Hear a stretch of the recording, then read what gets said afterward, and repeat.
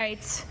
An adorable rescue to share with you tonight. A 6-week-old kitten is safe after it was stuck in a storm drain for more than a week. Look at this little cutie. Well, the Arizona Humane Society says the little guy was trapped near 20th Street and Indian School Road.